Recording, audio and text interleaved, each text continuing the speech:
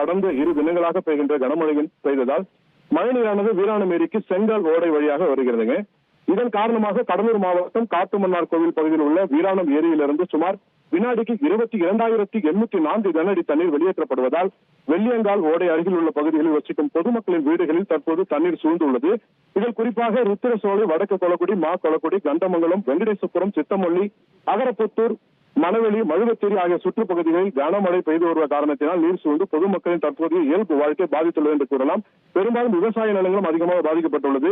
குறிப்பாக வீராணம் வெள்ளியங்கால் ஓடைகள் வெளியேற்றப்பட்ட நீரால் லால்பேட்டை அருகே உள்ள ரசக் நகர் பகுதியில் குடியிருப்புகளில் வெள்ள நீர் புகுந்து பாதிக்கப்பட்டுள்ளது. தொடர்ந்து அப்பகுதி மக்கள் மற்றும் சமூக ஆர்வலர்கள் முதல் கட்டமாக இணைந்து படகு மூலம் பொதுமக்களை வெளியேற்றும் பணியில் ஈடுபட்டு வருகின்றனர். மேலும் வெள்ளையங்கால் ஓடை வழியாக வரும் நீரை காண காட்டுமன்னார் கோவில் மற்றும் அதன் சுற்றுப்பகுதியில் உள்ள பொதுமக்கள் ஏராளமானோர் ஆபத்தான முறையில் பாலத்தில் நின்று வேடிக்கை பார்த்து வருவதால் தொடர்ந்து போலீசார் அப்பகுதிகள் கண்காணித்தும் சம்பந்தப்பட்ட அதிகாரிகளும் தற்போது பொதுமக்களை அப்புறப்படுத்தும் பணிகளை மேற்கொண்டு வருகின்றனர்.